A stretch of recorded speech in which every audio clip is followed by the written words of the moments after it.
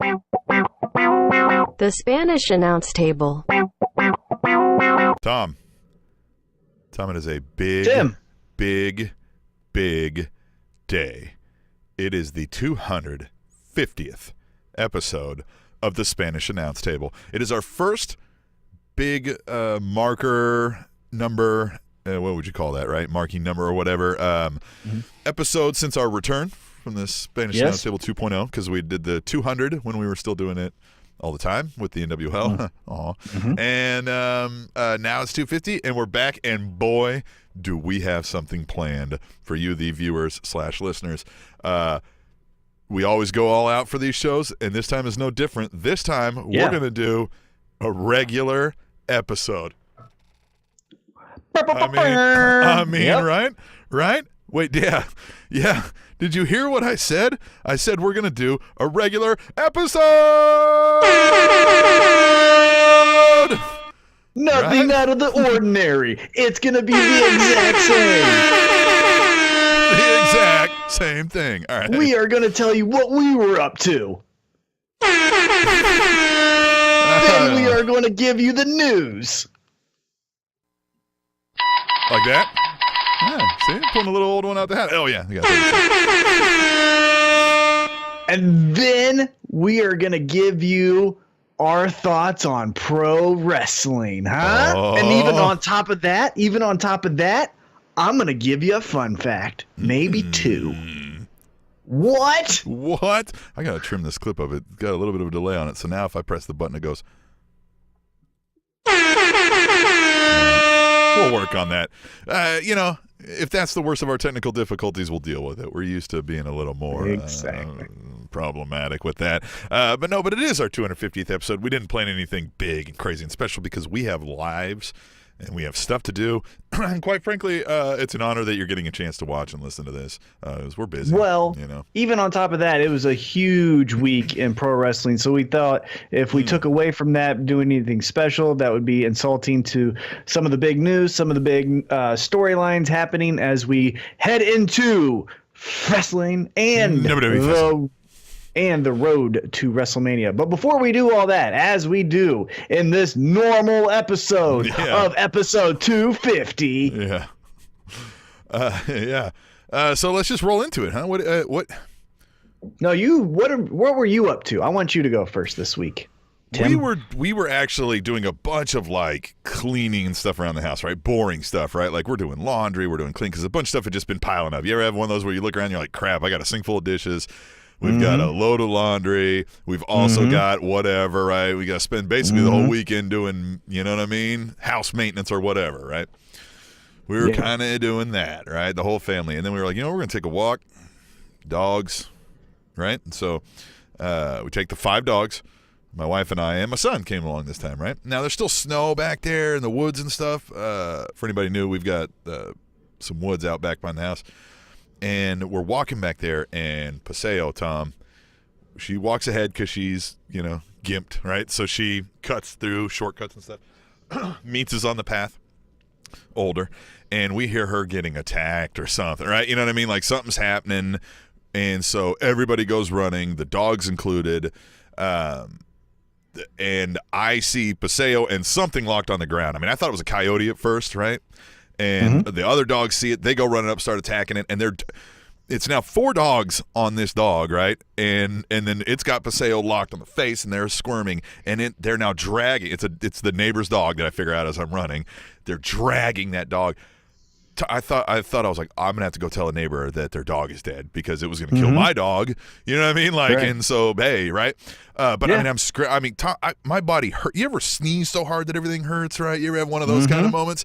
My whole body felt like that. I mean, I'm screaming bloody murder. Ah! You know what I mean? And just trying to do anything to get everybody to stop, right? And I mean, I'm getting close enough that I'm literally like, because I'm running in boots and through this snow, and I'm like just hurling snow, trying to do anything. They finally all come apart, but they're still trying to like run after each other. I got to stop and everything. And I literally thought I was gonna have a heart attack. I'm sitting over there spitting, like, you know what I mean? Like, just can't, because I exerted all my energy trying to get this to stop. And Paseo's got like, it looked like Freddy Krueger scratched her across her thing. I mean, it was about this much further for anybody watching on the YouTube if this video makes it. An inch above her eye, right? So I'm like, man, this could have been bad. And had Paseo been alone back there, this dog is I don't want to say it's like a German Shepherd. I forget what it is, but it's like a farm dog of that kind of big style nature, maybe a little smaller than that. But it roams. I mean, they keep it in a barn kind of when it's cold. You know what I mean? Like, it's just an outdoor dog, and it's vicious, and we get in a lot of fights with it. But what was your family doing? So you're running after the dog. Well, they were too. Fight. I mean, they were too. Hey, Nicole's running after me, but she, I'm faster than her. And then Hayden was back there, but he, broken arm and everything. He was just kind of like hobbling, like not really, you know what I mean? Like not knowing what to do either, you know what I mean? Yeah. We also got that done too. He's in a short cast now. Everything healing well, everything going well in that regard. You know what I mean? Like, it's doing its process and all that stuff, but he's still out, a couple weeks of doing any soccer or anything. But I think that it's due time for like the spring season for him. So when he gets out of that, provided everything heals correctly. So well, but good. The dog thing, man, we had to take it to the vet, make sure everything was fine. You know what I mean? Like, I mean, she's got literally like gashes where you can kind of just see the skin underneath the fur and everything. Like, just they literally look like Freddy Krueger. If that's an old guy reference. Was a guy with scissor hands. That's an iconic reference, right? That's like saying Bruno San Martino. Everyone knows that. Right. Yeah. So that was kind of our big, you know what I mean? Like, and then of course, well, man, I mean, my dog's fucked that dog up. So the neighbors calling around. There's more to the story that, you know what I mean? Like, but we had to hash it out as neighbors, as it were, right? Like, we had to get the whole family sit down and be like, hey, man, like, you know what I mean? Because their dog's messed up, and my dog's messed up, and you got to go, hey. That was your fault. What are we going to do here, right? Yeah. Right. In as nice a way as possible, because you only got like one neighbor in the area, so you better work it out, Definitely. So, but you probably did something more interesting than that, huh? Like more fun, like an actual activity? I didn't really do anything more interesting. I did some adulting. I got my taxes done. That sucked thanks to that new tax cut. Taxes Politics suck. aside. Yeah, nobody likes taxes. Well, and that new tax cut did not benefit me. That's politics aside, just stating it as an obvious. Are you sure? Went to some local fights. I thought it was supposed to. What? It was supposed to benefit you.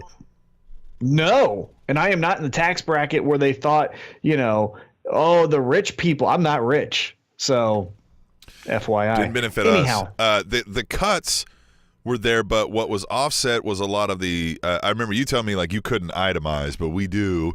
And a lot of the deductions and a lot of the credits and stuff were gone. They were nixed as part of the plan, and we came out in the lesser, which we were already prepared for. We knew that was coming. Right. Because, Definitely.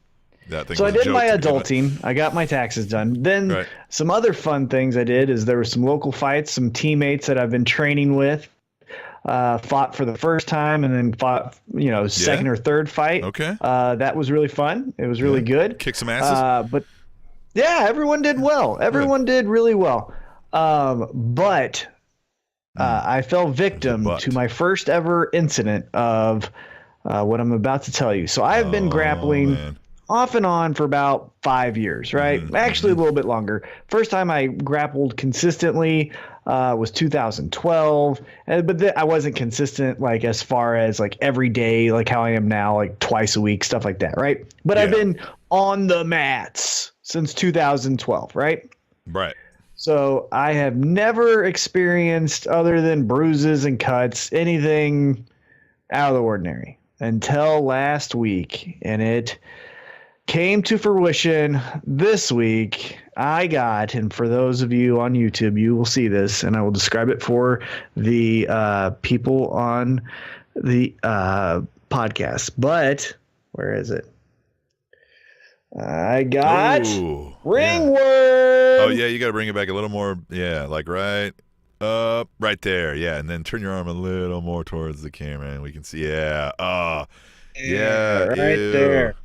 Ew. I was so pissed. How did that happen? I didn't know what to do. How does that happen? It's, grappling. Just from the mat, right? Yeah. Well, if I'm being honest, there was a guy, and he wasn't clean as he could be. And I kind of felt like, so he was like, hey, do you have a round? And I was like, no. And he's like, you want to go? I was like, sure. And then as soon as, you Oh, in close quarters, you can get a good idea of what the other person is like. Smelled cigarette smoke. That wasn't a good sign. Kind of. Then I was looking at his clothing. Wasn't the neatest, right? Yeah. Wrinkly shirt. Yeah. And then as we got closer, his breath wasn't the cleanest breath I've ever gross. smelled. Okay. So All right. but we grappled, right? Like you ignore it, and sometimes I can kick nothing this happens. guy's ass. All right. Yeah. Well, Right, yeah, it's just sometimes nothing happens from that, right? You're just man, that wasn't pleasant. I'll keep that in mind next time you ask, and I'll make sure to say no, and then you move on, right? But I'm pretty sure that was the guy. So that was last Wednesday when that happened. The last time we recorded. Not to pat myself on the back, but he showed up Monday. And so when you have ringworm, you cover it up, right? Yeah, so right. Monday is not grappling, it is sparring. And so I wore a hoodie, and I made sure that the hoodie went into my glove, and then I velcroed around the glove, which had my hoodie in there, so that no way could my hoodie come out and then expose the ringworm so anyone could touch it, right? Right. Well, I found you don't that want to guy. expose it where people can touch it. Right. But I That's a found good that golden rule, guy. guys. All right. Yeah, but you found the guy. And and you're sparring now. Yeah. And I said, hey, do you have a round? He's like, no. I was like, let's go. Good. Yeah. Oh, you do now. Yeah. 'Cause I got a And round I'm not. fucking warm. Let me preface this by saying, like, I am not the world's best. Like, there are a million people that kick my ass. You ain't got golden gloves coming in there to beat him up. But you're right. Right. But if anything in this world that I'm above average to good at, it is striking. And so I knew that. And I knew he wasn't that good. And so I beat the hell out of him. This is another reason we need to go on one of these Spanish announce table dates is because if you are good at striking, I've got a loud mouth. So it's good that I have, like, you around. You know what I mean? Because, man. I used to be like how you are describing. I remember growing up in daycare because my parents worked.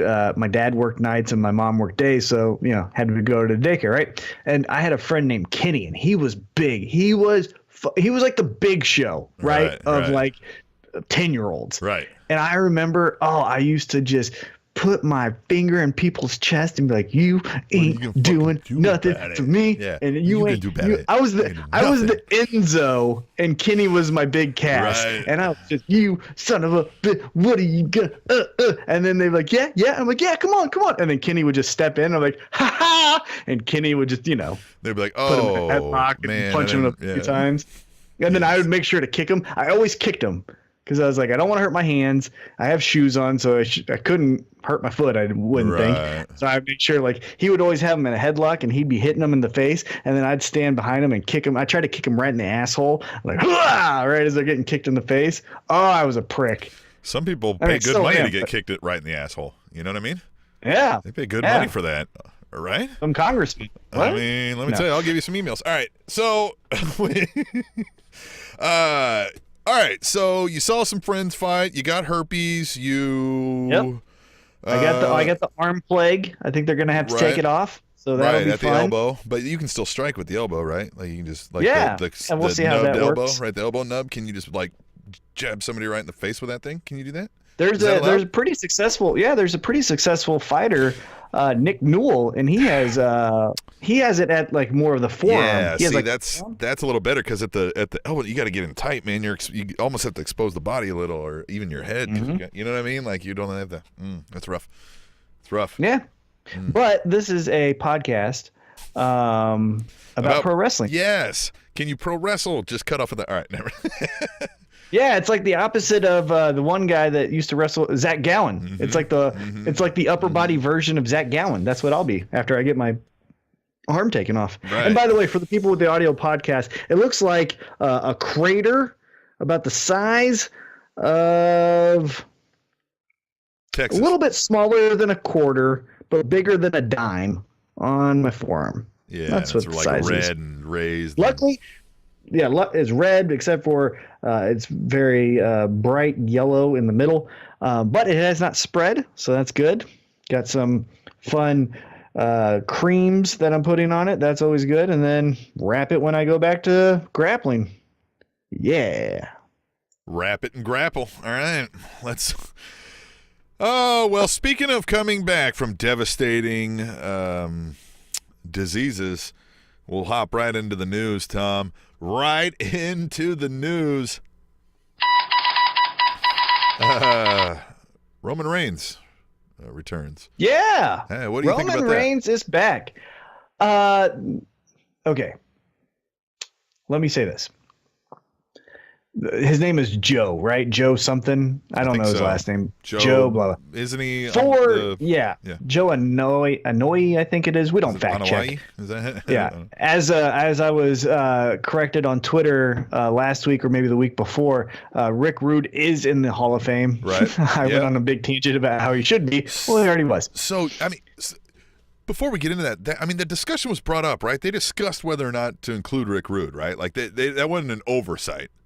Right? Don't you think? You never know. Don't you never know.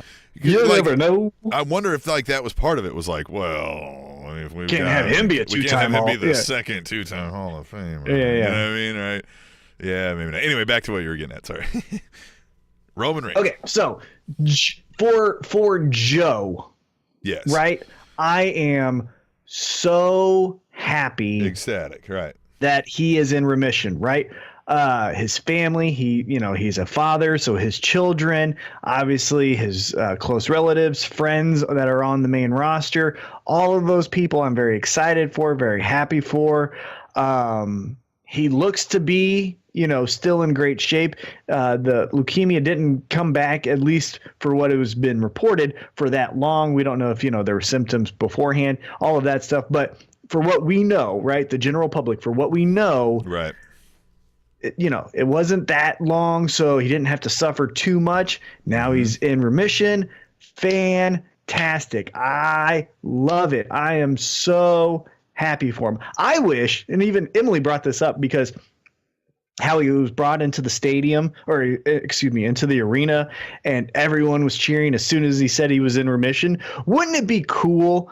Like he had mentioned on Good Morning America that, now they're going to spend funds and raise awareness about, pediatric leukemia and stuff like that. Mm-hmm. One thing that I think would be cool, and they did it for Connor's Cure, or Connor himself, but it would be really cool for those kids that are, lucky enough or fortunate enough, however you want to state that go into remission, is if they could get, play some entrance music of someone who's not on the roster anymore that still sounds good, right? And have these kids come out and have the crowd go crazy when they just get a microphone and say, like, I'm in remission. Like, could you imagine that feeling for a kid? Because you could see it on Roman's face when he said it and the crowd went nuts, right? Like, what a special feeling just for, like I said, Joe himself. Well, yeah, and even the most sour of people, like you're saying, in that moment of kids where we're like, dude, the Connor's Cure again. If a kid comes out and he's like, I'm in remission, you'd be like, all right, well, that's cool. You know what I mean? Like, you're like, all right, exactly. Good, awesome, dude.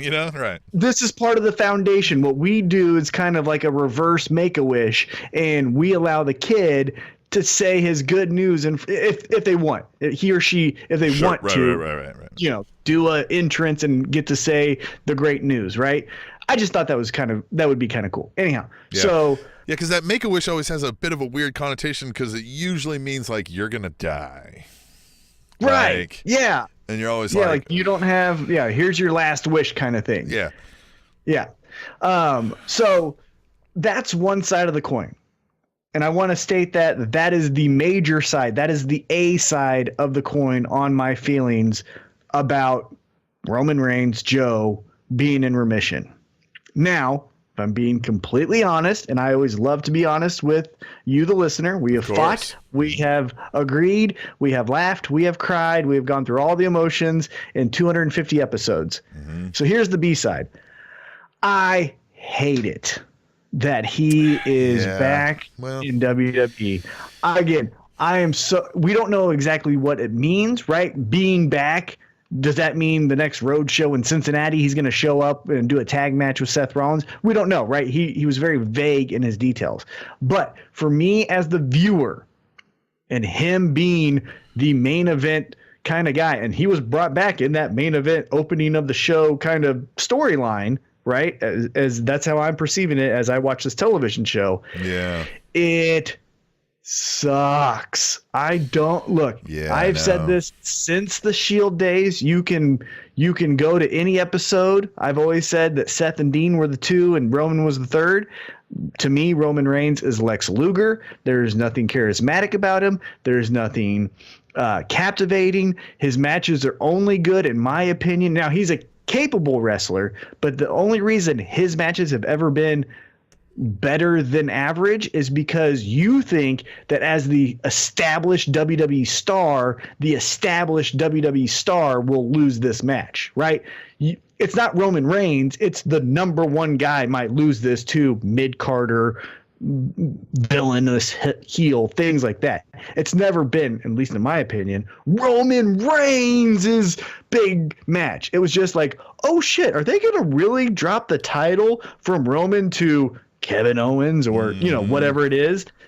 Yeah. That's the only reason I thought his matches were good. Yeah. So I am imagining probably in 2 weeks, because he already did a spear to, I can't remember who, but he already did a spear to someone. So he's coming back. Yeah, he's going to wrestle, man. Like, right? I mean, do you think he's going to wrestle, or do you think maybe he's going to be the special guest? Is he going to John Cena wrestle, or is he going to wrestle now? You know what I mean? Like, well, I was thinking the easiest thing he could do is to stack the deck against Brock Lesnar. You make Roman Reigns the special guest referee in Seth Rollins versus Brock Lesnar. Sure. Right? There you go. And that's for upcoming now, but I mean even moving forward, just as the wheels turn and we keep moving even past Mania, like he's back, he's wrestling, I'm sure of it, right? Like we're going to see him more often, but is it Cena of a few years ago where we see him for 3 months at a time, like all like Chris Jericho, or right. Is it? I understand what you're saying. Or is it the Seth Rollins? Every week kind of thing? Because then, now we're going to talk in another news item here. There's going to be some different writers, it seems. So there's that.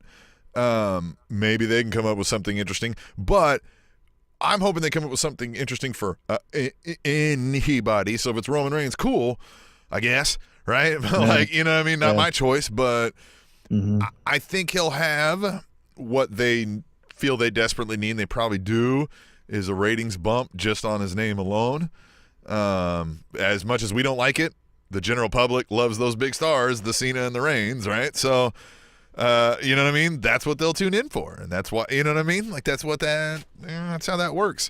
So, I don't know, man. I don't know that I necessarily like it. If it has to happen, I'd prefer it's much more that Cena of a few years ago, the Chris Jericho role, right, where they come in and they work a program or two with somebody. And then go away and come back when it's needed. Right. Right. Go act. The Brock Lesnar kind of schedule. Yeah, right. Great. Cool, because that's better for those weak storyline, characters anyway. So, cool. Fine then. Cool, right? Why not? And again, as you said, great. Right, that guy is clear of the leukemia or whatever really that means, in remission. You know what I mean? Like that, a thing like that, leukemia too. It's one of those where, you know what I mean, down the road, crap. Yeah, you never know, yeah, right? Yeah, like he said, he had it at first. What was it, 11 years ago, and then it came back 11 years later. So it's one of those things you never know. I think you live with it. It goes into remission though, and you're not actively declining, as it were, right? And again, to clarify my comments of what I mean here is I'm very excited for the person that he is, but as a TV viewer of Monday Night Raw, I am not excited to see the character of Roman Reigns in the main event spotlight on this television show. Right, yeah. That is what I'm trying to say. Nope. What else you got for us? All right. It's WrestleMania season, Tom. And that always means the WWE Hall of Fame, headlined this year by D-Generation X, as we discussed. Almost all D-Generation X. And 98% of them. Right, yeah, whatever that is. What is 6/7? Joining them as the next announced Hall of Fame inductee, 2019, is the longest reigning Intercontinental Champion of all the times, the Honky Tonk Man. Yeah. What do you think? I'm excited. I like it. When you sent me the text, I'd already saw the news article, but what I wrote back to you is like, 1980s wrestling, right? Yeah. And, you could mention that to a 70-year-old right now, and they would be like, "Oh yeah, Honky Tonk Man. Yeah, I know." Yeah, your parents, my parents, would at least know, if they're familiar with wrestling, Honky Tonk Man was someone in that realm of out of this world characters, right? Right. I also think this is kind of a stupid game that we play, but if Coco Beware is in the Hall of Fame, well, yeah, then Honky Tonk Man should be in the Hall of Fame, right? Yeah, you're lowering the bar, really. Then Well, what I'm saying is that's the time period, right? Like, I'm not trying to say like every Coco Beware from every generation should be in, but what I'm saying is if that generation we're picking from is going into the Hall of Fame, well, Honky Tonk Man should definitely go in if you're also going to say Coco Beware is in. It's really or weird. Greg the Hammer Valentine. One of the weirdest parts about that Coco Beware thing too is like the length of time that he was relevant was a very small window to begin with too. Like it wasn't even that like he was one of the like also ran characters of that generation, but it was like for a short window of time, right? I mean, like he wasn't. Am I remembering that wrong? Like, years, don't get me wrong, but it wasn't decades. It wasn't. Yeah. Was it even like 8 years? I mean, I don't think it was even that long, was it? It was like. Yeah, again, we don't fact check, so I don't think so, but going back to Honky Tonk it's Hall of Famous, as you always say. Yeah. But. Yeah, exactly. This is the Hall of Famous. That's all it means. We're not, there's no merits of good people that go in because who cares? It's just famous. Right. That's what the term means. But I think he's very famous. Who do you think, just off the top of your head, who do you think inducts him? Because we played this game with DX. Oh, I'd probably say Mouth of the South, Jimmy Hart. Yeah, that's what I thought too. I thought like that's more synonymous. If you think of, for me, if I think of Jimmy Hart, even though now we know, the shoot version is he's Hulk Hogan's manager. So like as a Terry to, if Jimmy Hart's his real name, Jimmy kind of relationship. Yeah, that makes sense. Yeah. But for kayfabe, I think of Jimmy Hart as Hart Foundation and Honky Tonk Man. So it makes sense for that. I knew the thing about Hogan and Hart. Obviously, we knew that that was just, kind of played out in front of our eyes decades ago. But when you watch that, I think it's the Legends on the WWE Network with him. There's so much to Jimmy Hart. Again, the real man, whoever, if he's got a real name, I don't know if that's his real name. Even outside of wrestling, like there's a lot to that guy. He's a really interesting story and thing. But yeah, that's why I think he's going to tell the best story. He's going to sell the best theme of it. He's also going to be involved when they too. Right, and they're both going to sing the song and yada yada. Well, and then the other aspect of this Hall of Fame induction, and we've kind of understood that, and I believe this will be the case with him as well, but these controversial characters will be on their best behavior, right? Jim Cornette went in, but when he was announced, we both went crazy thinking like, oh my God. And no one can remember what that speech was about now. You know what I mean? Cornette could be one that would induct him. Yeah, Jim Cornette could definitely be another name. I don't know if they want to go to, play with fire that much. Cornette's going to tell some off-color stories that Jimmy Hart might not. Jimmy Hart will tell a corny story because he knows, I'm getting a paycheck, Daddy. I ain't. Yeah, exactly. Yeah, Cornette's like, fuck you, I got money when he doesn't, but you know what I mean? Right. Well, but I don't think that Honky Tonk Man, because one of the things is people are like, oh, what will he say? Because if you just put in shoot interview, there's about 75 videos of Honky Tonk Man burying everyone from New Jack to Marty Jannetty. And so I don't think that will be the case, though, with his Hall of Fame induction speech. I think he'll play it pretty safe. Were you at the Metro Pro when he came through? It was one of the last Metro Pros before the NWL thing, I think. No, I missed it. It because it was the same night as a KCFA, and I wanted to go. He he's looking a little round in some areas.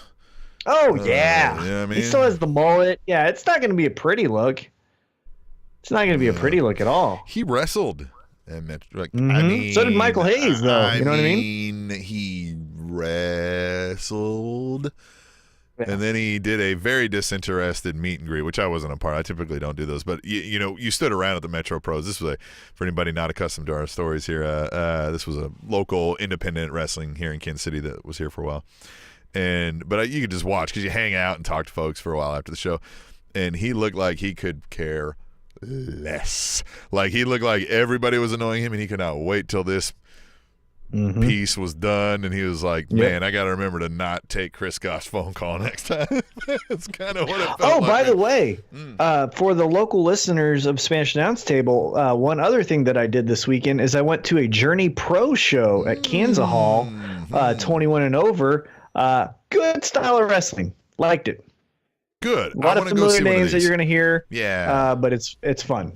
I want to go see it because of that, right? Like, but it's 21 and over, so it's a different type of show than the Metro Pro is what I'm getting at. And at least one of the guys running some things there we always thought was a very nice gentleman to us. I don't think we ever really talked to him much, but met him through the NWL thing, but always seemed nice. And then, of course, the cast of characters that are running in and out there, very heavily influenced with a lot of friends of the show here. So really want to get out and support that.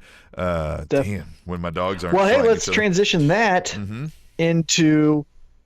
Well, let's transition that into our next story. Yeah. Speaking of booking shows and things like that, going back to the A brand, the Standard Bearer, they are switching up some things, and some new talent or old faces that are new again are coming back. Share some details on that, Tim. Yeah, well, so Arn Anderson is out. I don't know if you read the rumors yet. I hadn't pulled that up, the Bobby Heenan School of Journalism here.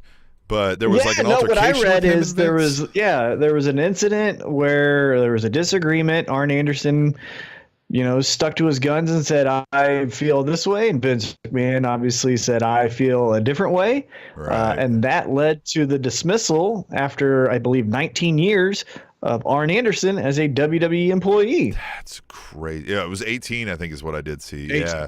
Yeah, and one thing that's interesting about that is you look at the main roster and how many Arn Anderson guys and girls there are, right? Charlotte, Seth Rollins, Roman Reigns, Dean Ambrose. This kind of feels like it's one of those where maybe he'll be back after a while. Like this. That's what I think. Yeah, it's you're fired. You're fired for as long as I'm mad, and as soon as I'm not mad, then you're gonna be back, right? I mean, hell, even if you watched Raw this week, one of the Revival guys, the bald one, I don't know their names. Revival he 1. did Revival 1. He did the Arn Anderson move, right, where he faked the punch, the guy ducks down, he does a DDT.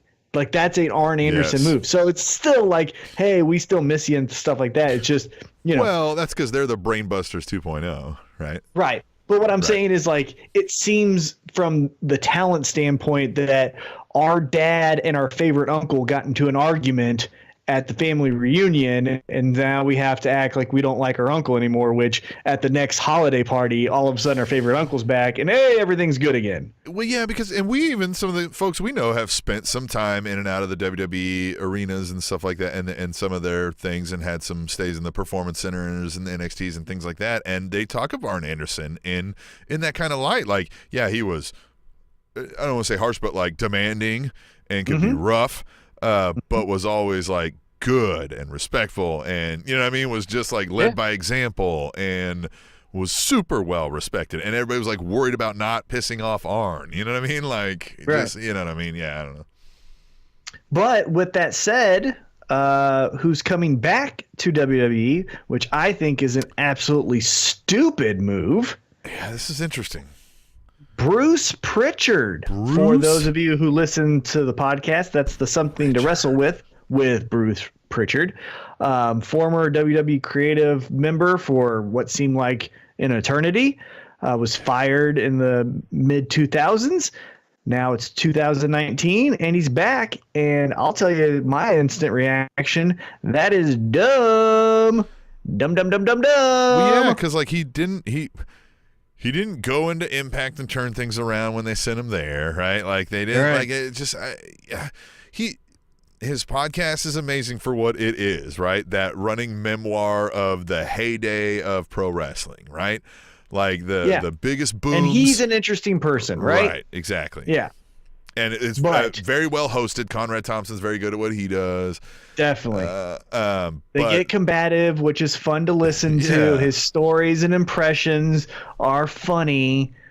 But, I mean, guys and girls, we don't need, again, maybe this is me and my person vendetta, but my old person vendetta, but like no one old needs to be telling young people what to do. And when you're old, fucking retire, man. And he's old.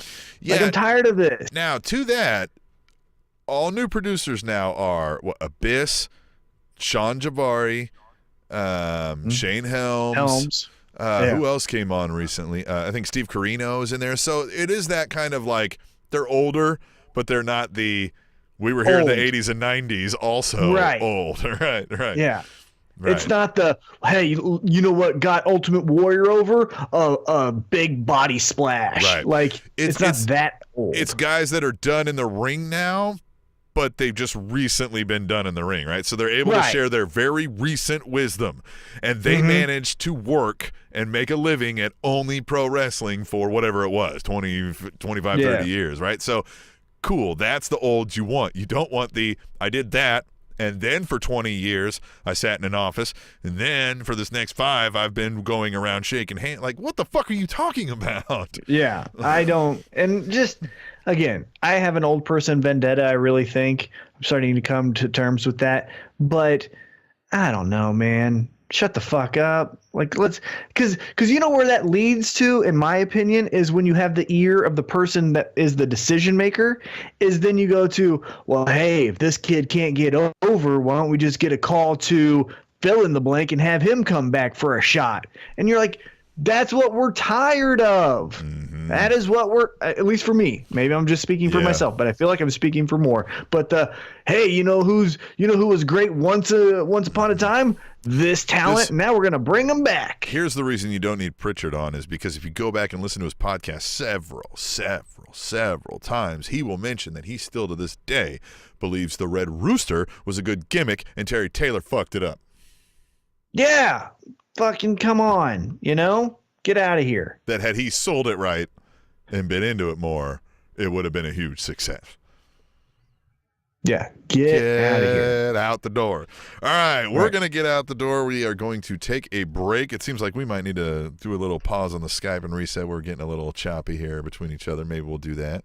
Chopping it up. Take a break. It wouldn't be a Spanish Announce Table, a marquee number episode without some technical difficulties, of course. So we'll try to resolve all that, and we will come back and talk about some of our favorite topics of the week of pro wrestling happenings when we come back to the Spanish Announce Table.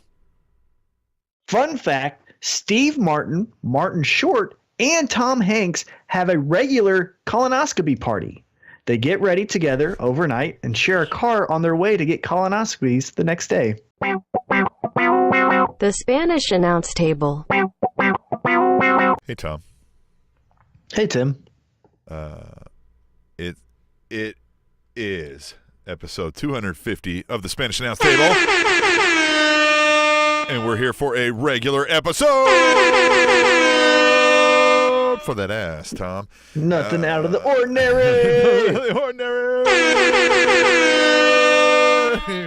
Yeah, that's what we're here to do. And you know what? We're going to talk about some of the key points of interest that happened during the WWE universe.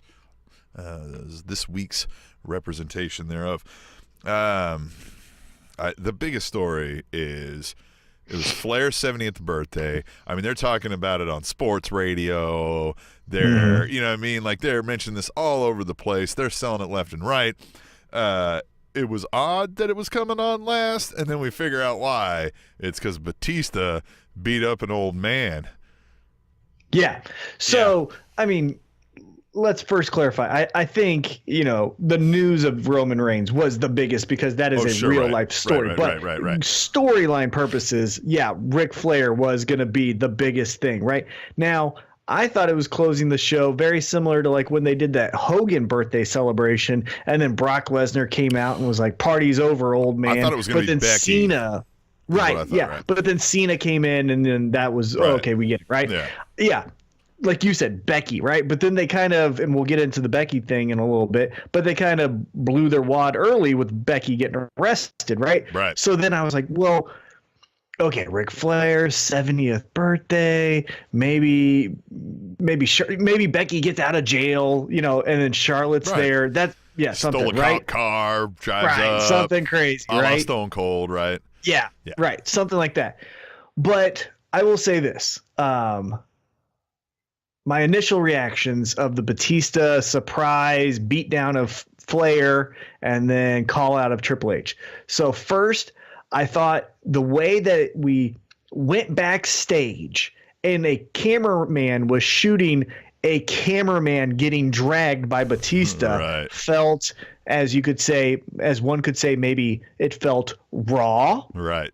It felt unscripted. Mm-hmm. It felt blurring the lines chaotic. Of reality, because here's a cameraman. You don't see cameramen unless it's by accident. Yeah, it felt chaotic. It felt riveting. It felt captivating, right? All things you like to have in a television show. Then Batista knocks down the door of Flair, right? Yeah. You hear noises because breaking kayfabe. He's 70. We're not going to really punch this guy. And then he drags him out, cuts a really good impassioned, like, do you see me? Like, do I have your attention now? That was one of the best Batistas I've seen right there. I was like, woof. Right. Well, and what was good about it. Yeah, right. Well, what was good about it, in my opinion, was one, we said this off air. We didn't know that Batista was trying to get his attention. Now, the seeds were planted at SmackDown 1000 when Batista stated, like, Triple H has done everything in this WWE universe except for beat me, right? So the seeds were planted, but it was everyone hugged at the end and you kind of forgot about it, right? But what was so cool about that was it was vague enough to where now I want to know what happens next week, right? What attention was he trying to get? Was Triple H not trying to return his calls? Was there some type of interaction that I'm unaware of? Right? So that's captivating. That's a cliffhanger. And how they just left Flair Batista to be dead.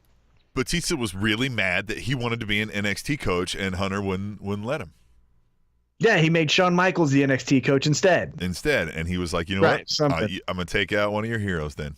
Right, something like that, right? We don't know what the reasoning is. But he left, but he also left Flair, laid out, right? So the other thing that was captivating about it is almost dead. We didn't see him then make his way to the ring, right? We didn't hear the music. We didn't see what happened to him at all.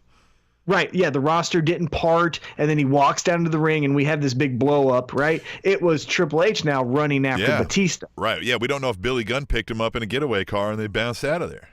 Mm-hmm. You know what I mean? We don't know. Honky Tonk Man could have done it. Could have been. It could have been Bill DeMott. Or, hell, he's such a Hollywood star, could have been Chris Pratt. Could have been The Rock. Could have been Dwayne The Rock Johnson. We don't know. Now, here's the other side of the coin, and you, as you know, through 250 episodes, I have two sides of a coin on almost every topic. Here's the other thing, though, that I noticed. Yep, normal episode, nothing out of the ordinary. Here's the other thing I noticed. Batista's 50, and he has a nose ring. And I'm not saying that nose rings are bad. I'm just saying that if you're 50, nose rings are bad. There's a certain age you got to cut that shit out, right? Leo Rush has a nose ring. Fine. He's young. He's going through things. He's finding his footing in this world. Cool. Yeah, you're 50. You look like you're having a midlife crisis, and we should be having interventions for you. It does feel like Batista. So there are some people that can get or seem to get away with that, right? So some rock stars can get away with being old and having a younger, look. But Batista is no rock star, like Batista. Yeah, Teast. Well, come on, Teast. Well, just I will famous, counter that. Batista. Well, here I will counter that with you're wrong. No rock star. No one. Like, I don't no care. one. Just no Right? one, right? No. I'm talking about society. What society will let some get away Right, with, and right? Now, you're Right, I'm admonishing telling you society society's wrong. and saying that if you were in charge, you would make a decree. I understand that. Right. Yes, I understand the difference. Yeah. But I was saying, like, some seem to get a pass, but I don't think Batista, Yes. you do. Right. So it was very weird to be like, because I go, oh, that was cool. And then they did the close-up shot, and I even said it to him, I go, does he have a nose ring? He's got a nose The hell is that? ring. And then that was the end of the show. I thought, like, I even tweeted this out. I go, that's how you end a show, right? Is exactly That is how you get me to tune in. Right. A vague threat or miscommunication or upset disruption in a scripted show. And even, we know it's fake, but even wrestling has traditionally always said, like, tonight we have this for you and this for you and this for you. So even in kayfabe, it is a scripted show, right? This match goes here, that segment goes here, yada, yada, yada. So it felt good. It was so cool and captivating to see something, for lack of a better term, raw on Raw. What they seem to have forgotten is that you can even do this. It doesn't even have to be at the end of the show. It can be when you cut to break, right? You don't have to be like, all right, we're going to do it, and that match is next. Like, leave us wondering what the fuck just happened and then come back and we sort it out, right? Like, I felt like they tried to do that, and they kind of fumbled it a little bit, but when they did the Braun Strowman and Vince McMahon limo angle, you know, remember that was cut weird. You know what I mean? Like, I think maybe they were trying to do that there. So, and maybe they were like, maybe we need to work on this a little bit before we go live with it again, guys. And they even do some fun little things that I've noticed recently where, for example, Sasha and Bayley will be in the ring after a victory over tag team, and then Dean Ambrose music hits, and we don't know why, and then they just pass each other, right? So we're like, could this be something? Well, I'm gonna watch. Okay, nothing happened, but it could have been something, so now I'm watching. Like, I like those little elements too. Now let's get into, this is obviously a WrestleMania match, right? Like, they're not doing this at Fastlane in 2 weeks. They're doing it at WrestleMania. Hell no, they are not doing it. They may do something at Fastlane, but they're not doing that. They're not having the match. Like, Batista may show up at Fastlane, fuck something up. Maybe. I wouldn't even put money on it. But, the match will be at WrestleMania, so they can sell Batista Flair's honor. You know what I mean? All that stuff. Oh, by the way, but his daughter's also in the main event. Women, first time. Ronda. Yeah. Right? Like, of course. I just don't like this, right? This makes me feel like Bruce Pritchard, and I know that Bruce Pritchard didn't come up with this because it's been reportedly in Maybe the this works was his for a idea, while. and they were like, you know what? You're hired. Yeah, something. But this feels like Triple H and Sami Zayn. Sami Zayn can't get over with Triple H, so you know who could? Remember Batista? He does the Guardians. Let's put him in, right? And it's like, we'll make God him a heel. Damn it, guys. Just put him in blue. They hate that. Yeah. And what's the combined age? 105 in this match? Like, yep. And then let me say this, though.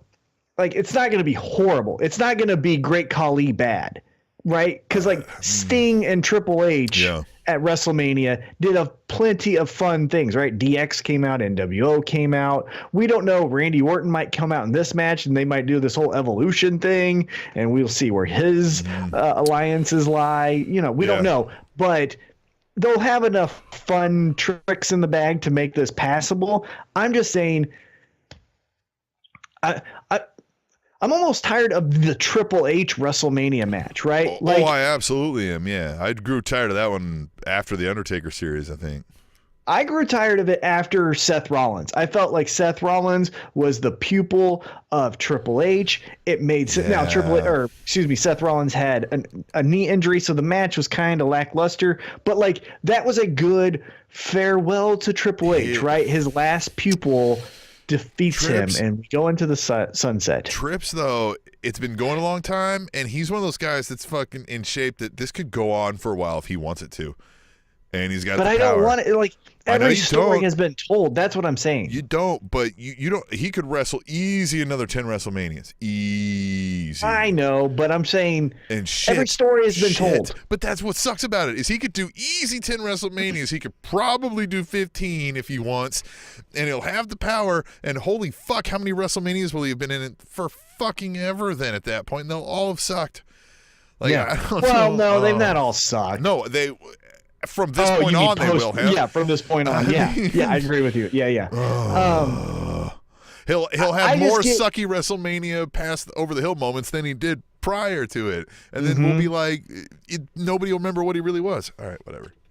I agree. No, that's a good point. That's a fair point. Right. Because, as I said, creatively, every story has been told, right? The pupil of Triple H has beat him, right? Then his contemporary and Undertaker, end of an era, that story has been told. And now it's just like... And they did the Shawn Michaels story with him already several times. Yes, They did the... Yeah, so I don't know. I'm over it. Yeah, it'll I'm always very be... much over it. Yeah, like they'll try to force in a bunch of up-and-comers since he'll be the NXT guy and he'll eventually take over for Vince, so they'll have some of that. And But we don't need it. It's already been told. Don't need it, but they'll do it. Oh, my God. But it was they'll cool. do It was when cool. we do episode 550, is that the math right? I don't... Yeah. We don't fact check. We'll be sitting here talking about, like, I'll be like, I'm going to rewind the tape to episode 250 there, Tom, or whoever I replace you with by that point. Jeff. Right, Jeff. Be Tom and Jeff on the Spanish announce table. Tom and Jeff. That doesn't have the nice word. Yeah, Jeff Jarrett. I'm going to put Jeff Jarrett there right next to, just so that every time he says something, I can say, You're an idiot. all right, Tom, let's move on to the next here. What do we got? All right. Kevin Owens is back, but before we get into that, I mean, because part of the whole ball of wax of this is Kofi, too. Kofi came out and lit up that promo pretty good, right? I was like, all right, and they Kofi. gave the whole, like, what he's done in his career, Yeah. all of the stuff. Oh, Yeah, man, they- Kofi was hitting a home run, and I was like, shit, are they about to fucking strap up Kofi? Because I even said last week, I was like, I would do it. I would put the strap on him there, and then, because it's an easy sell to then make Daniel Bryan be like, look at these people, they're eating processed wheat pancakes, and they're, you know what I mean? Like, he's just like going off on them and all that nonsense, you know what I mean? And video games and this and that. And like, it would be easy, and that could be your WrestleMania match for SmackDown because he's super hot and you capture lightning in a bottle. And then plus, hey, he gave Kofi a world title, and you'd have your first black WWE champion, go figure. You know what I mean? Like, I don't think they're going to do that. But I was all like, all right, cool, Kofi. All right, you know what I mean? I can get behind this for a little while. And then, that Vince McMahon comes out and redoes a storyline that he did on Raw, like he did before, like we talked about it several episodes ago, right? Where we're like, wait a minute, is this the same thing you're doing over on the other? Because what was that? Was the Seth Rollins and AJ Styles where you just want them both to like show me who you really are, right? Yeah. And neither of those are doing that now. So yeah, I was just kind of like, oh, and then this happened, and I was like, wait a minute, what? And then, all right, contracts in the WWE universe work like this, right? The lawyers draft everything up, everybody's name's written out there, but it doesn't matter. Whoever actually signs it, they get the match, right? They get the match, right? Because Kevin, all that stuff was written for Kofi and Daniel, but Kevin Owens signed it, so he gets it, right? That's the WWE Universe loophole, right? So Kofi, why didn't you immediately turn around and sign that goddamn contract? Yeah, just go, nope, sorry. It's Sorry, already signed. whoops, whoops. Yeah. Right? You know what I mean? Like, come on, man. What is like? What am I supposed to believe here as the viewer? Right? Like, I don't get that one. Well, one thing that irritated me, and I understand a little bit, but also, again, in this whole Kofi momentum, there hasn't been a moment, right? There's been an hour-long match, which, in my opinion, as a viewer, I say anyone with that same skill set can lose an hour-long match. Mustafa Ali, anyone from 205 Live, a few other people Gargano, on SmackDown. Ciampa. Yeah, anyone can lose that hour-long match, right? Because that's what he did. He just lost an hour-long match. But there still hasn't been a moment for Kofi to put helps. his flag in the ground and say, like, I'm fucking Kofi Kingston. Yeah, and this could have been it, where Vince McMahon does the, like, if we're shooting here, brother, it's because you're black, and that's why I'm not putting you in this match. Here's Kevin Owens, right? I mean, that's what it felt like to me. And then Kevin Owens comes out. But this is where, and you have backup, right? You have Big E and Xavier Woods who are co-signing your feelings. This could have been your putting my flag in the ground type of moment. You could have said, like, nope, we're not accepting this. You grab Eric Rowan. You beat up Eric Rowan. You beat up Daniel Bryan. You punch Shane in the mouth. Stephanie runs off. Kevin Owens goes like, I guess I got to go in the ring. They triple powerbomb him. And then Kofi's like, this is my fucking show. Yeah. And then that's when you go like, I'm in. Remember, and this is tight. I mean, like, this is tough, right? So I don't know how you walk this line in 2019, but there was a day when WWE would tackle major controversial issues head on. There's no reason Kofi couldn't be like, you're doing this because I'm black. You've never had a black WWE champ. You know what I mean? This could have been a huge, like, wait a minute, what did he say? Right? Like, now, is that true? Right? Like, now, that particular issue might maybe too risque to come out of nowhere with if you haven't already been being a little risque. But, something along those lines, right? Something like a little bit like, you can hint at that, right? Can't you be like, why? Why is Kevin Owens more qualified than I am, right? Like, you can just ask the like, what is it? Is it his wins because I've got more wins than him? You know what I mean? Like, what is it, right? Like, you could just keep asking that. Like, you could do something to kind of push the envelope on this. And like you're saying, like, they could just turn around and beat everybody up and be like, no, showstopper. It's a new day, right? Like, right. You know what I mean? Yeah, I was saying that's how I felt because I've viewed this product for 30 years. You could keep the same Vince McMahon promo. And to your point, I still think Kofi Kingston's going to get this match at WrestleMania. So maybe we go with some type of you're holding me down storyline. Why is that? You're the man kind of thing. We'll see. But I just felt like that could have been the moment where it's almost like two swerves, right? So we're swerved once where Kevin Owens has replaced Kofi, but then we get swerved again where Kofi goes like, nope, not on my watch. Right, and then we go like, oh shit. And then also he's got a little army behind him. And it was weird. Yeah, they just left. And Xavier Woods and Big E are just like, why you got to do that to my man? Why you got to do that to my man? You know what he's put in for this company? And it's like, well, then go show it out in the ring. Why are you guys walking around with your... Yeah, you guys are walking away with your tail tucked between your legs. Right? Yeah, they stood there and like watched him sit down and sign it. Like, why didn't you rip that shit up at least, right? Like, why didn't you grab it and sign it? Like rip his name on, do something. But yeah, I'm hoping they have some kind of plan. But man, we've seen sometimes that ain't a good thing either. I mean, I don't like viewing this as the viewer again. Going into kayfabe world, I just saw Kofi as a punk ass bitch and Big E and Xavier Woods. That could have been even a moment for Big E or Xavier Woods. That's some straight up beta kids, right? Like they're like, man, what again? Oh, every time, man.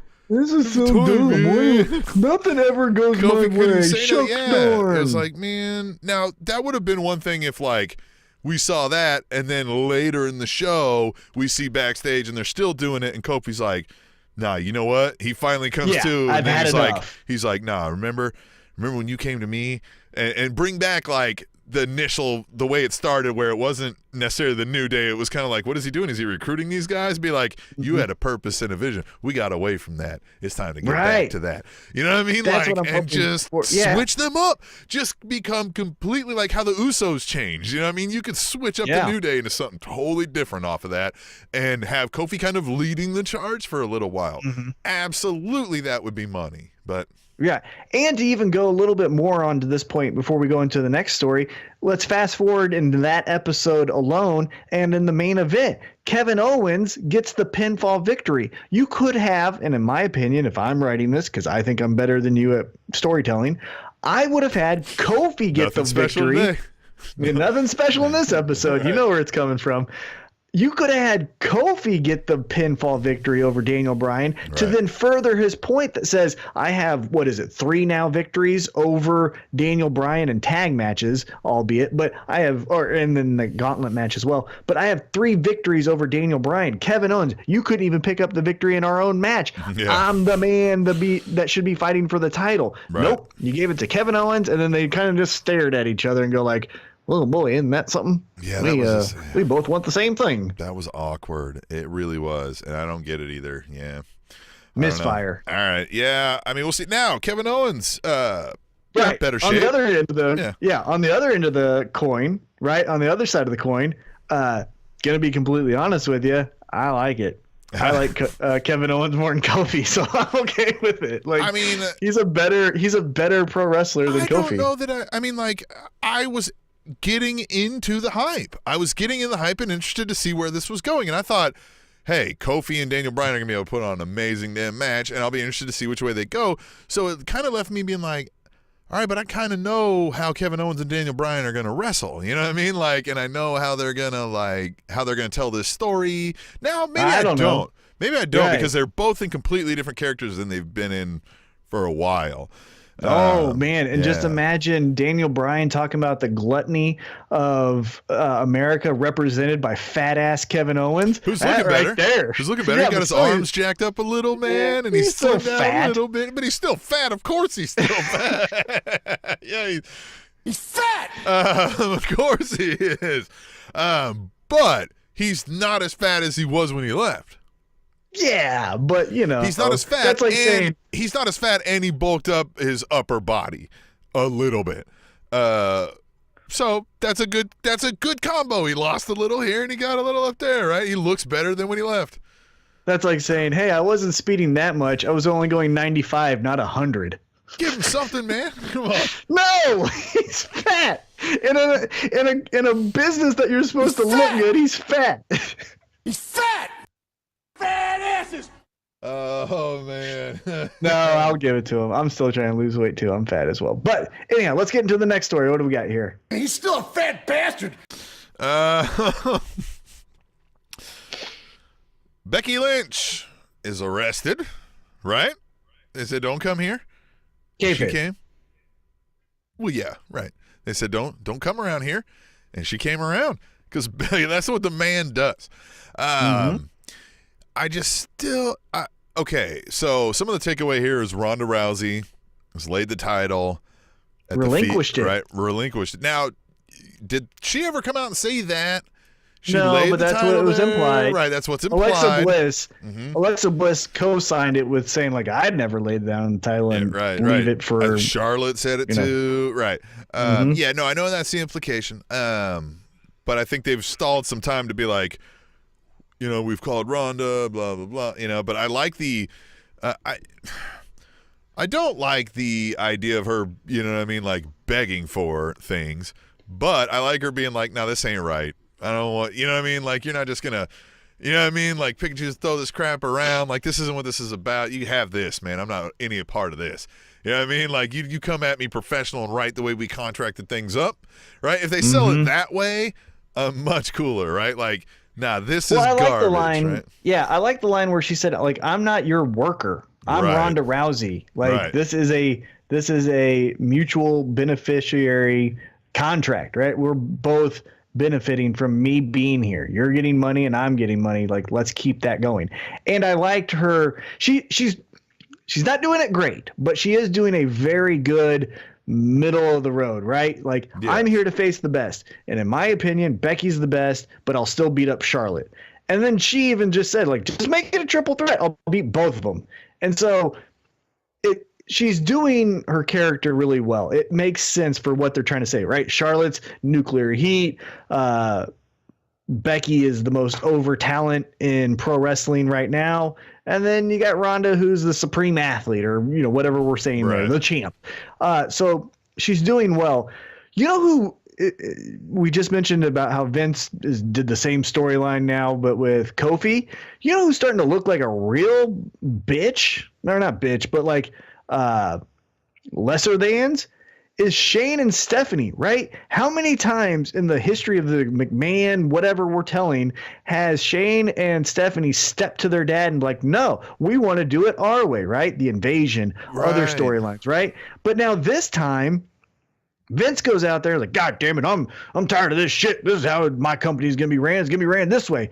And then so far, they've just gone like, yep, Vince said it, you know. And we don't, it's not like they don't even like look to see their reaction because they were like, why would we? They're going to fucking not do anything about it. But then even Stephanie, so Ronda calls out Vince, which I thought was pretty cool. But then Stephanie comes out, and then Stephanie's just like, we couldn't, And it's like, no, how many times, Stephanie, have you made matches, right? How many times has the McMahons surprised someone coming up and just said, like, I'm adding this person to the match? And so it just feels inconsistent where it's just like Stephanie or Shane or Triple H or hell, even Linda McMahon can just be like, hey, this is a good match, Charlotte versus Ronda. But if we really want to make this over the top, we add the Royal Rumble winner, Becky Lynch. But right now, everyone's just like, no, well, Vince said, and you know how Vince gets in February. He gets a little cranky. The winter weather hasn't gone away yet. He gets a little antsy, a little stir crazy, and he makes bad decisions. It's like, no, you can. I've seen you millions. WrestleMania 2000 was just you all picked a fucking wrestler and wrestled through them. Who tried to kill him? Was it one of them? Like, who blew him up in the fucking... Right. Well, we don't know because then Chris Benoit, remember? That was the next week. So we never found out, right? We never found out. But, yeah, it just feels really weird that now all of a sudden Shane and Stephanie and Triple H all have their hands tied. It just feels very stupid. It does feel really, But Becky Lynch getting arrested, hitting everyone with the goddamn crutch, the profile or the mug shot looked really good. Becky looking... You know what I'm saying? But I don't know what it. you're saying. It was great. She's easy on the eyes. An A+. She's attractive. She's attractive. Oh, she's attractive. Yes. Oh, like physically attractive. And and she has a good personality. I know. I agree. Remember that? Was that you told me, like, whenever somebody's telling you, like, a racist joke or a... Yeah, you just say, I don't get it. You just keep asking questions until they have to reveal that, it's because it's racist. That's why it's funny. Yeah, or sexist or whatever it is. Right, yeah, like, I don't get it. Oh, okay. You're a horrible person. Cool, Matt Hughes. I get it. Oh, because they're black? Oh. Oh, okay. I guess we should all laugh. Yeah. All right. Okay, then let's just hit up some final tweet the tables to roll us out of here on this fine let's do it. 250th episode of the Spanish Announce Table, where we bringing you the very special episode where we do nothing special. It's Monday. Yeah. Oh shit! I didn't have it up. Because we're doing it on the regular day of the week that we do the episode. Best podcast recorded on a Wednesday. All right. You can tweet the table at home. # tweet the table on Twitter. It's that simple. And you give us your every wrestling thought when you're watching wrestling, when you're thinking about wrestling, when you're dreaming of us. You do that? Talking about wrestling. Yeah, when you're talking about wrestling, whenever you're like, I got to share this with the show, you use # tweet the table on Twitter. And we'll read some of them here. At @B_double_D says, I literally never found Dean Ambrose more interesting than he's been lately. # tweet the table. So let's get into that just really quick. Roman Reigns comes back at the top of the show. Yep. I'm back. I'm in remission, y'all. Awesome, right? Guess cool. Back. Love it. Right. Cool. And not an hour later, we just do a Shield reunion? Right. How many times have we done a Shield reunion? Right, I know. God. Yeah. So speaking of... at Fastlane, what we're going to get is the Shield plus Braun versus Bobby Lashley, Baron Corbin, Drew McIntyre, fill in the face. Yeah. Fuck off. Yeah. At Mr. Fourth Row chimed in, kind of like what you were saying. He says, the McMahons are making me crazy with all the match changes as of late. # tweet the table. Yeah, they don't know what they're doing, is what it feels like. It feels like you're not booked and you're like, oh, crap. Well, maybe we do this? Or, oh, no. Actually, the better idea is this. Let's switch it up, right? That's what it feels like. Yeah, there's a different type of chaos that you like, right? The good kind of chaos is, oh man, where can this story go? Oh shit, they drove a beer truck into the arena and now everyone's getting doused with beer. Where the bad chaos is we're just forgetting what we just said last week and now we all want to pretend that didn't happen. That's bad chaos. And that's what I feel like we're going through a little bit right now. You're right. At B_double_D. We'll go back to him here. He says, shoot your shot, Bliss. # tweet the table. This is a couple times in a row now where they've done that angle with her. Is there something behind this? Are they going to play her being into like a thirsty? Is that something they're going to do?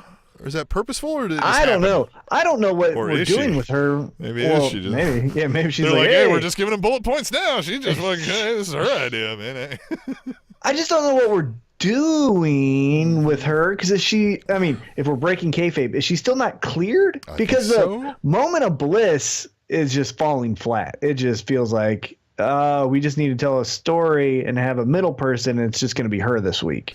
Yeah, it feels odd, but then now a couple times it's like, wait a minute, why are you trying so hard to get the cock? This seems weird. Oh, COC wrote in? The real COC? Yeah, no. Oh, no. I know that's what. Oh, she doesn't want the real COC. I don't know how I hit that. Actually, I think I was trying to hit this. You're an idiot. Instead of that,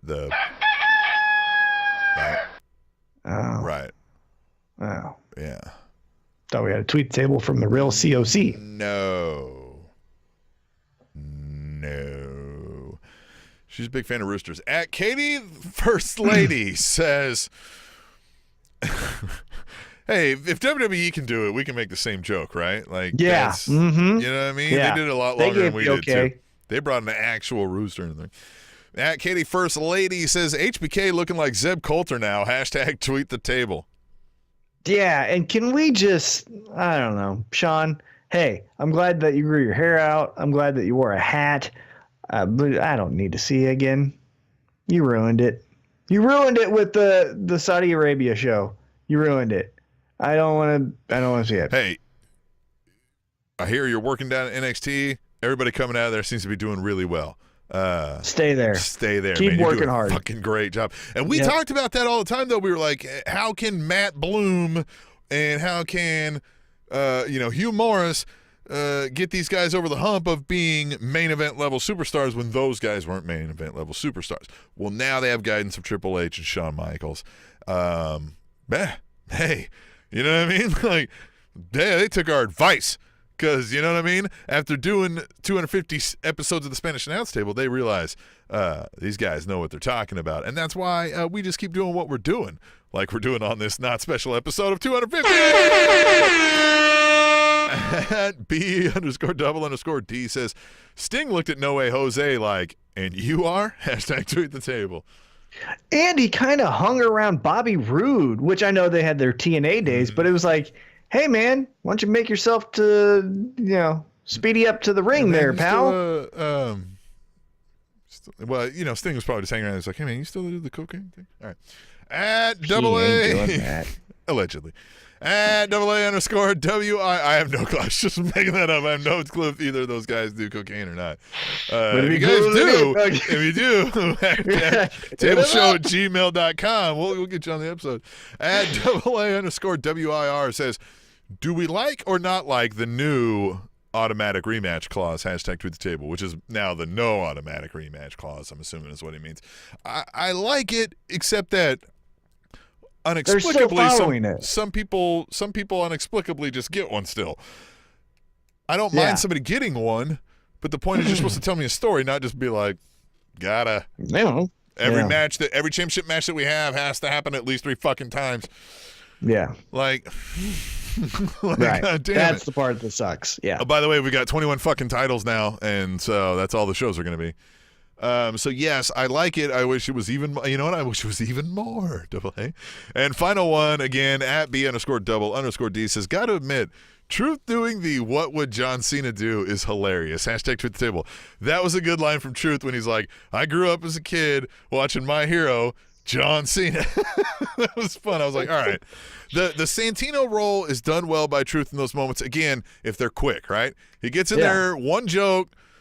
You know what I mean? That's what Santino was good about, right? It was, for the most part. Sometimes they let him go long when he started getting a girlfriend and stuff. But it was too much. It was quick promo. Zinger. I'm great. Yep. Zinger here, zinger there. Somebody comes out and beats the dog stuffing out of that guy, right?